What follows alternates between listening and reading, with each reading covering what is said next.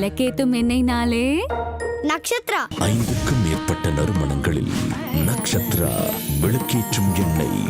இப்போது புதிய அறிமுகம் ஆச்சி ஹோட்டல் சாம்பார் 50 கிராம் ரூபாய் 20 மட்டுமே. பாலா சார் படனாலே உடல் ரீதியா மணல் ரீதியா ரொம்ப கஷ்டம் தான். இந்த படப்பிடிப்புல எத்தனை லிட்டர் ரத்தம் போடுது, எத்தனை எலும்பு போடுது, என்ன கஷ்டப்பட்டீங்க? இல்லை, கஷ்டம்ன்றது வந்து அந்த கதாபாத்திரத்துக்கு என்ன தேவை அப்படின்றது முன்னாடியே பாலா சார் சொல்லிட்டாரு. நான் சொன்ன மாதிரி பாலா சார் ஃபஸ்ட்டு சொன்னதே என்னென்னா, அருண் இந்த படம் முடிகிற வரைக்கும் நீங்கள் வந்து ஒர்க் அவுட்டே பண்ணாதீங்க, அந்த ஒரு லூஸ் பாடி லாங்குவேஜும் அந்த இதுவும் தான் நமக்கு இந்த படத்தில் தேவை. அது வந்து அப்போ எனக்கு புரியல. பட் படம் சீன்ஸ் பண்ண தான் எனக்கு தெரிஞ்சதோ இதுக்காக தான் அவர் சொன்னார் அப்படின்னு. ஸோ உங்களுக்கும் அது படம் பார்க்கும்போது தெரியும். நிறைய இடத்துல வந்து அஃப்கோர்ஸ் நீங்கள் சொன்ன மாதிரி ரா ஆக்ஷன் இந்த படத்தில் இருக்குது. அதனால் அந்த டெரேன் பார்த்தீங்கன்னா கரடு முரடாக தான் இருக்கும். எங்கேயுமே ரோப்போ டூப்போ எதுவுமே யூஸ் பண்ண முடியாது. ஸோ எல்லாமே ஒரு நேச்சுரல் இதில் தான் நாங்கள் எடுத்தோம். ஸோ அதில் நிறைய விஷயங்கள் நடந்தது. பட் அதெல்லாம் தாண்டி இன்னைக்கு அது திரையில் பார்க்கும்போது ரொம்ப ரொம்ப சந்தோஷமாக இருக்குது. இந்த ஸ்டோரியை வந்து எந்த பிளாட்ல சார், இந்த ஸ்டோரி நமக்கான ஸ்டோரின்னு ஒரு மைண்ட் ஃபிக்ஸ் பண்ணிருப்பீங்க தெரியுமா? அது என்ன பிளாட்ல சார்? இல்லை, எனக்கு வந்து நான் இது வரைக்கும் பண்ணாத ஒரு கதாபாத்திரம். நிச்சயமாக இது வந்து வேறு மாதிரியா ஆடியன்ஸ் ரிசீவ் பண்ணுவாங்கன்னு எனக்கு தோணுச்சு. ஃபஸ்ட்டு நான் ஏன் ஓகேன்றது வந்து பிகாஸ் அது வந்து பாலா சார் மாதிரியான ஒரு இயக்குனர் அதை வந்து கையாளுறான்னும் போது அது கண்டிப்பாக அது ஒரு வேறு ஒரு விதமாக ஆடியன்ஸ்ட்டு போய் அது ரீச் ஆகும் அப்படின்னு எனக்கு தோணுச்சு. அண்ட் இந்த கதையுமே நீங்கள் வந்து பார்க்கும்போது உங்களுக்கே அந்த ஒரு ஃபீல் வரும். கண்டிப்பாக நம்ம வந்து நிறைய விஷயங்கள் நம்ம கடந்து போகிறோம், ஆனால் அதை வந்து நம்ம ஆழமாக அது உள்ளே போகும்போது தான் நமக்கு அது தெரியும்.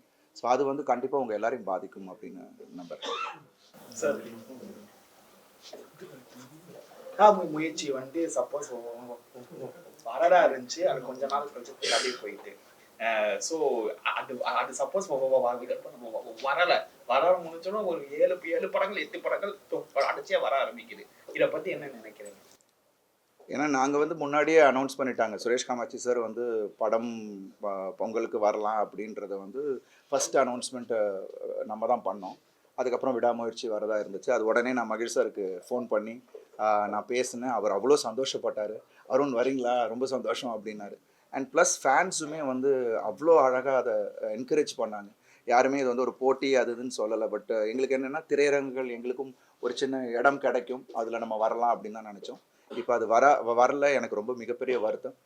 பட் இருந்தாலும் அது வந்து ஒரு மிகப்பெரிய அடுத்த ஒரு பெரிய படமாக அமைஞ்சு அது எப்போ வந்தாலும் அது பெரிய சக்ஸஸாக ஆக போகுது அப்படின்றது தான் என்னோட நம்பிக்கை. அண்ட் மற்ற படங்கள் இந்த நேரம் வந்துகிட்டு இருக்கு, அதுக்கும் என்னோட வாழ்த்துக்கள். அஜித் சார் ஆக்ஷன் கார் இது நீங்கள் ட்வீட் போட்டு டேக் கேர் பார்க்கணும் அப்படின்னு அது வந்து எதுக்கு நீங்களும் நிறைய அடிபட்டு இது பண்ணனால இல்லை அவர் வந்து அஜித் சார் வந்து அவரோட பேஷனை ஃபாலோ பண்ணிக்கிட்டு இருக்காரு. ரேசிங் வந்து எவ்வளோ ரிஸ்கான ஒரு விஷயம் நம்ம எல்லாருக்குமே தெரியும்.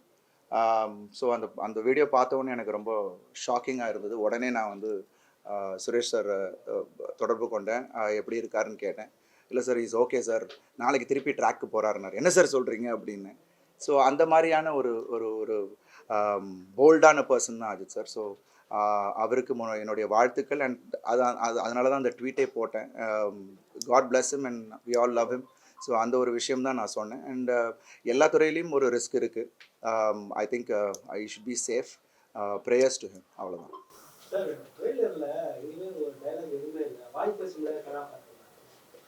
நீங்கள் படம் பாருங்கண்ணே, படம் பார்க்கும்போது உங்களுக்கு தெரியும்.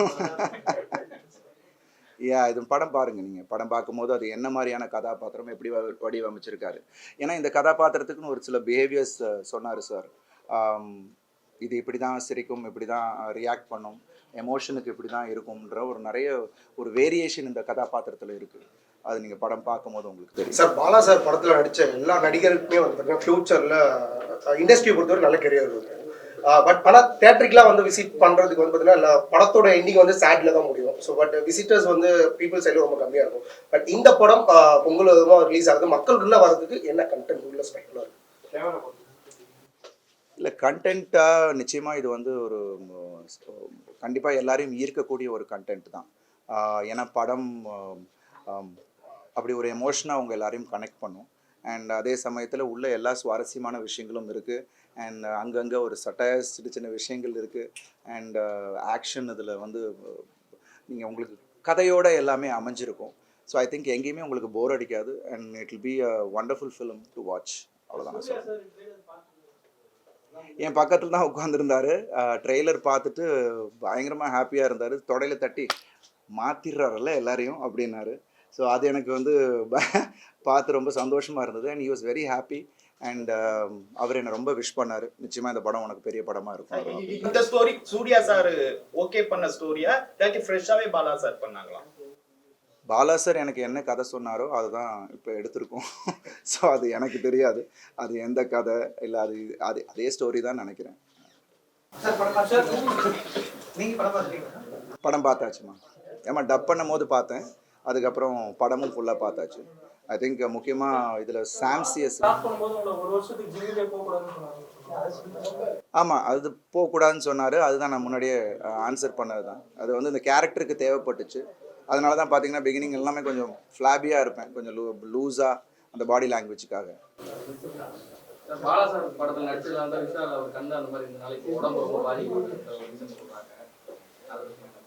நோ கமெண்ட்ஸ்மா, எனக்கு அதை பற்றி தெரியல.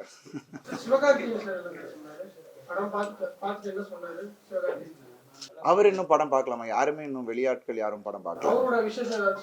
யா அவர் அங்கேயே ஸ்டேஜ்லேயே சொன்னார், வந்து ரொம்ப விஷ் பண்ணார். என்னோட டெடிகேஷன், எனக்கு அவருக்கு பிடிச்ச விஷயமே என்னோட டெடிகேஷன், விடாமுயற்சி, அவர் தொடர்ந்து அவரை விட்டு கொடுக்காமல் பண்ணுறதுன்னு சொன்னார். அதுவே எனக்கு ஒரு பெரிய விஷயமாக இருந்தது. And thanks. அந்த மாதிரி பல பேரை நான் இப்போ வர ஜென்ரேஷனை இன்ஸ்பயர் பண்ணுறன்ற போது ரொம்ப ரொம்ப சந்தோஷமாகவும் இருக்குது. சார் எந்த சீக்வன்ஸ் வந்து நானா இதுன்னு நீங்கள் பிரமிச்சு பார்த்துருப்பீங்களே, ஏற்கனவே நீங்கள் மூவி பார்த்துருக்கீங்க. ஸோ எந்த சீக்வன்ஸ் வந்து உங்களுக்கு ஒரு பிரமிப்பு ஏற்படுத்தும்? அது நீங்கள் சொல்லணும், நீங்கள் பார்த்து சொல்லணும். உங்களுடைய point of view. Interval block கிளைமேக்ஸா? இல்லை, இது வந்து பிகினிங் என்னோடய ஃபஸ்ட்டு லுக்கை நான் பார்த்த உடனே இது நானா இதுன்னு கண்ணாடியை பார்த்து நான் யோசித்தேன். அதுக்கப்புறம் ஒவ்வொரு சீனும் பெர்ஃபார்ம் பண்ணும் போது இன்டர்வல் பிளாக்காக இருக்கட்டும், அதில் வந்து இந்த சிஸ்டரோட நான் எனக்கும் என்னோட தங்கைக்கும் இருக்கிற சீக்வன்ஸாக இருக்கட்டும், எல்லாமே வந்து எனக்கு என்னை அறியாமல் சில விஷயங்கள் அங்கே நடந்தது. ஸோ அது வந்து ஐ திங்க் நீங்கள் அதை விட்னஸ் பண்ணுவீங்க, அப்போ உங்களுக்கு போட்டிருப்பேன். ஒரு 6 கிலோஸ் போட்டிருப்பேன் நினைக்கிறேன். சார் பாலா சார் வந்து ஸ்பாட்ல எப்பயுமே வந்து கொஞ்சம் ஹாஷா நடந்துப்பாருன்னு சொல்லுவாங்க. பட் உங்கள்கிட்ட எங்கேயாவது ஸ்பாட்ல ஏதாச்சும் ஒரு தருணத்தில் ஹாஷா நடந்துருக்கா? எங்கேயுமே இல்லைம்மா. எனக்கும் அதான் சொன்னேனே, பாலா சாரை நல்லா புரிஞ்சிக்க முடிஞ்சுது. அவர் என்ன எதிர்பார்க்குறாருன்னு எனக்கு கிளாரிட்டி இருந்தது. அதுதான் சொன்னேனே, இந்த ஒரு மெச்சூரிட்டி, இத்தனை வருஷம் அந்த எக்ஸ்பீரியன்ஸ் வந்து ஐ திங்க் இங்கே அதை ஹெல்ப் பண்ணுச்சு. அவரை வந்து ஈஸியாக என்னால் அதை புரிஞ்சிக்க முடிஞ்சுது. ஸோ அதனால் அவ்வளோ எனக்கு எங்கேயுமே பாலா சார் வந்து இந்த படத்தை ஃபுல்லாகவே வந்து யார்கிட்டையும் எங்கேயுமே கோவப்பட்டு நான் பார்க்கவே இல்லை. ரொம்ப பொறுமையாக எல்லாருக்கும் அந்த ஸ்பேஸ் கொடுத்து, டைம் கொடுத்து, ஏன்னா ஒரு டைரக்டராக ஒரு கிளாரிட்டி, இந்த கதாபாத்திரம் இப்படி வரணும், இந்த ரியாக்ஷன் வரணும் அப்படின்றதுக்காக வெயிட் பண்ணி எடுத்து ரொம்ப பொறுமை அவருக்கு. என்னை பொறுத்த வரைக்கும் எந்த இடத்துலையுமே பாலா சார் டென்ஷனாகி நான் பார்க்கவே இல்லை. உங்களை வந்து கன்னத்துல தட்டி அப்ரிஷியேட் பண்ணாரு. But end of the movie முடிஞ்சதுக்கு அப்புறம் வந்து உங்களுக்கு ஏதாச்சும் கிஃப்ட் பண்ணாரா? ஏதாச்சும் வேர்ட் உங்கள்கிட்ட பார்த்து சொன்னாரா? எங்கள் அப்பாட்ட சொன்ன விஷயம் என்னென்னா, அப்பா போய் சொன்னாங்க, அவரும் ரொம்ப பிரமாதமாக நடிக்க வச்சுருக்கீங்க அப்படின்ட்டு. அவர் அப்பாட்ட சொன்ன விஷயம், அவர்கிட்ட இருக்கிறது தான் நான் வெளில கொண்டு வந்திருக்கேன் அப்படின்னாரு. ஸோ அதுவே எனக்கு ஒரு பெரிய பெரிய அப்ரிசியேஷன். அண்ட் மற்றபடி அவர் எப்போதுமே ரொம்ப காம் பர்சன். அவரோட படத்தை பற்றி பெருசாக வெளியில் சொல்லிக்க மாட்டார். அந்த மாதிரி தான் அவர் எப்போதுமே. பட் அவர் மானிட்டரில் உட்காந்து பார்க்கும் போது அவர் ரொம்ப சில டைம் எமோஷனல் ஆனார். எங்கள் பர்ஃபார்மன்ஸ் முடிச்சுட்டு கட்டே சொல்ல மாட்டார். அப்போ திடீர்னு விஜய் சார் ஒரு தடவை ஒரு சீன் கிளைமேக்ஸ் எடுத்துக்கிட்டு இருக்கும்போது டேரக்டர் விஜய் சார் வந்திருந்தாங்க, பெரிய க்ரௌடு. ஸோ அப்போது சீன் போயிட்டுருக்கு, பெர்ஃபார்ம் பண்ணிக்கிட்டு இருக்கோம், கட்டே சொல்லலை. ஸோ திடீர்னு பார்த்தா விஜய் சார் வந்து கட்டு அப்படின்னு சொல்லிட்டு மைக்கில் சொன்னார். என்னடா விஜய் சார் சொல்கிறாப்லன்னு பார்த்தா டேரக்டர் சார் அப்படியே ஸ்க்ரீனை பார்த்துட்டு அப்படியே உட்காந்துட்டு இருந்தார். ஸோ அந்தளவுக்கு he gets involve in that scene. அது எனக்கு ரொம்ப பிரமிப்பை ஏற்படுத்துச்சு. சேது, பிதாமகன், பரதேசி, அவங்க எல்லாமே கிளைமேக்ஸ் வந்து ரொம்ப வித்தியாசமாகவும் இருக்கும், கொஞ்சம் டெரராகவும் இருக்கும். இந்த படம் கிளைமேக்ஸ் இந்த மாதிரி பாதிப்பு ஏற்படுத்தி எப்படி?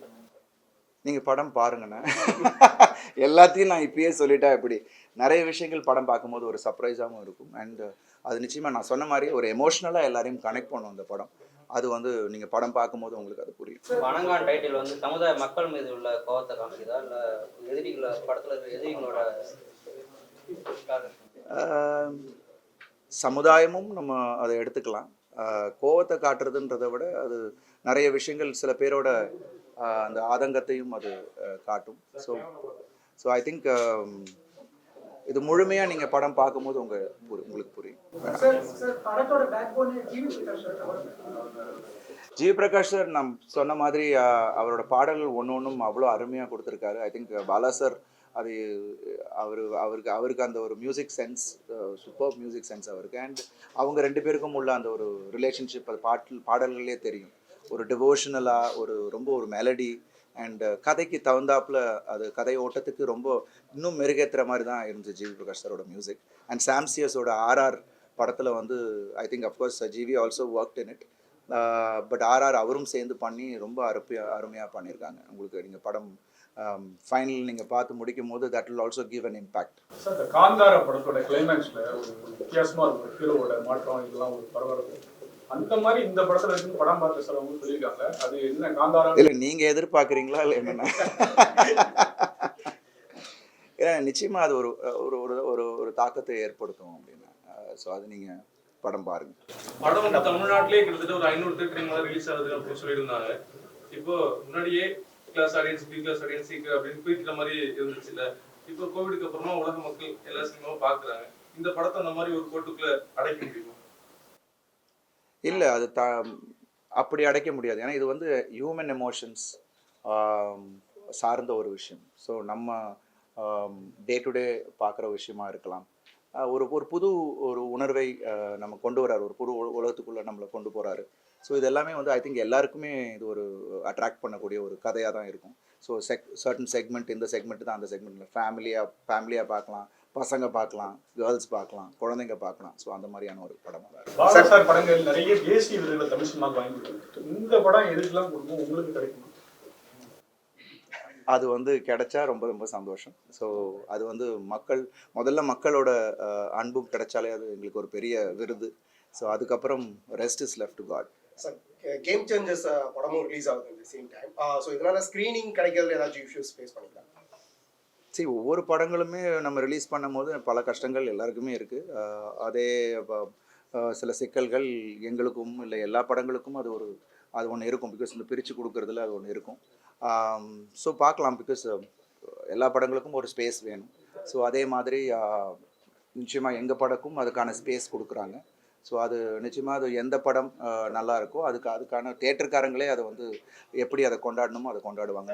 வேற மூவி நீங்க பண்ணும்போது கொஞ்சம் கூலாவே இருப்பீங்க. ஆனா இந்த மூவி நாளைக்கு ரிலீஸ் கொஞ்சம் பயம் சார்ந்த ஒரு திட்டம் இருக்கா? இல்லை, ஒவ்வொரு படமும் நம்ம வந்து ஒரு சாட்டிஸ்ஃபேக்ஷன் இருக்கும். பட் இந்த படத்தில் எனக்கு வந்து கூடுதல் சாட்டிஸ்ஃபேக்ஷன், ஒரு எக்ஸைட்மெண்ட். ஆடியன்ஸ் கிட்ட கொண்டு போய் இந்த வருஷ ஒரு வருஷத்தோட உழைப்பை, இத்தனை பேரோட உழைப்பை நம்ம கொண்டு போய் சேர்க்குறோம். அது ஒரு புது முயற்சி. ஸோ அது வந்து ஆடியன்ஸ்ட்டு போய் சேர்க்குதுன்ற ஒரு எக்ஸைட்மெண்ட் தான் எனக்கு கூடுதலாக இருக்குது. ஸோ இந்த டென்ஷன் ஒன்றும் கிடையாது. தேட்டர்லேருந்து வரக்கூடியவங்க கிட்ட எப்படி எஃபெக்ட் சொல்லி மூவியை பற்றி கேட்டுருவோம். உங்களுடைய ஒப்பீனியனை பற்றி சொல்லுங்கள் சார். இல்லை, அது அவங்களோட விருப்பம். ஏன்னா அவங்க சொல்கிறாங்க, நீங்கள் எடுக்கிறீங்க. ஸோ அது வந்து நம்ம பண்ணக்கூடாதுன்னு நம்ம எதுவும் சொல்ல முடியாது. ஏன்னா நம்ம இங்கே பண்ணலைன்னா அவங்க வந்து மொபைலில் பண்ண போகிறாங்க, இல்லை எங்கேயாவது பண்ண போகிறாங்க. ஸோ அது அப்படி அதை வந்து நம்ம எதுவும் சொல்ல முடியாது. பட் ஐ திங்க் மூவி கிரிட்டிக்ஸாக அவங்க காசு கொடுத்து போகிறவங்க அவங்களோட விருப்பத்தை சொல்கிறாங்க. ஸோ நம்ம ஒரு நல்ல படத்தை கொடுக்கணுன்றது தான் நம்மளோட உண்மையான நோக்கமாக இருக்கணும். ஒவ்வொரு கிரியேட்டரும் அதை மனசில் வச்சுட்டு அதை நம்ம பண்ணணுன்றது தான் என்னோட இந்த நேரத்தில்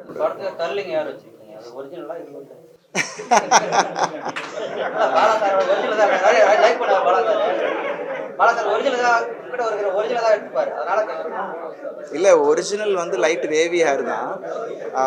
பாலா சார் வந்து காலையிலே வருவார், வந்துட்டு கொஞ்சோண்டு பிரில் க்ரீம் கொஞ்சம் எடுத்துகிட்டு குளிச்சுட்டு அப்படியே வருவேன். கொஞ்சம் எடுத்துகிட்டு சுற்றுவார். இங்கே சைடில் தான், அவ்வளோதான், அதான் ஹேர் ஸ்டைலு. ஸோ அப்படி தான் அதை நாங்கள் கிரியேட் பண்ணுது. ஸோ இதுக்காக செட்டிங் கிட்டிங்லாம் கிடையாது. சும்மா வந்த உடனே நானே பண்ணிட்டேன். பாலா சார் வரத்துக்கு முன்னாடி அவர் கை வைக்கிறதுக்கு முன்னாடி நானே வந்து போட்டு ஒரு பிள்ளைங்க போட்டு தேய்ச்சிட்டு வந்துடுவேன். It was nice. அது அந்த கேரக்டருக்கு அது மாதிரி தேவைப்பட்டுச்சு. ஸோ அதை தான் சார் இந்த படத்துல ரொம்ப பெருசா பேசப்பட்டது வந்து இந்த படத்துல இல்லை இவர் ஏதோ சொல்லிட்டு இருக்காரு. இந்த படத்துல ஃபர்ஸ்ட் வந்து ரொம்ப பெருசா பேசப்பட்டது வந்து அந்த படத்தோட ஃபர்ஸ்ட் லுக் போஸ்டர் பெரியாரோட சிலையும் விநாயகர் சிலையும் பிடிச்சிருக்க மாதிரி அந்த மாதிரி பொலிட்டிக்கல் ஸ்டேட்மெண்ட் இந்த படம் முழுக்க இருக்கா? இல்லை அதுக்கான பதில் வந்து அந்த பாடல்லையே வந்துருச்சு. இறைநூறு பாடல்லையே உங்களுக்கு அதோட அர்த்தம் அதோட விடை எல்லாமே அதுலேயே வந்துருச்சு. So I think that's what it. அவர் என்ன சொல்ல வராரோ அந்த பாடல்லே வந்துருச்சு.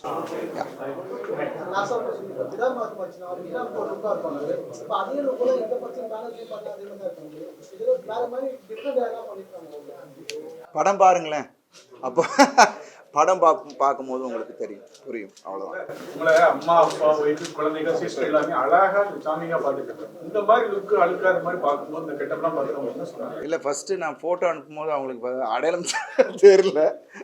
ஸோ அந்த மாதிரி தான். பிகாஸ் அதுதான் எனக்கு கிடைச்சி. ஏன்னா இந்த கெட்டப்பில் ஆக்சுவலாக நாங்கள் நிறைய கன்னியாகுமரி ஸ்ட்ரீட்ஸு உள்ளுக்குள்ளே க்ரௌடுக்குள்ளெல்லாம் எடுத்தோம். கேமரா கொஞ்சம் வெளியில் வச்சு மறைவாக வச்செல்லாம் எடுத்தோம். நிறைய பேர் என்னை அடையாளமே கண்டுபிடிக்க முடியல. கேமராவை பார்த்த உடனே தான் என்னை வந்து அதே அருண் விஜய் நானுங்களே தவிர அது வரைக்கும் கண்டுபிடிக்கல. அது ஈஸியாகவும் இருந்துச்சு. ஸோ அப்படி மாற்றக்கூடிய ஒருத்தர் தான் பாலா சார். ஸோ ரொம்ப ரொம்ப சந்தோஷமாக இருக்கு. இட்லி கடையில் என்னம்மா இல்லைம்மா, அடுத்தது வந்து நம்ம ரெட்டத்தலை பண்ணிக்கிட்டு இருக்கேன். அதுக்கப்புறம் நடக்கிறது உங்களுக்கு தெரியாமல் போவாது.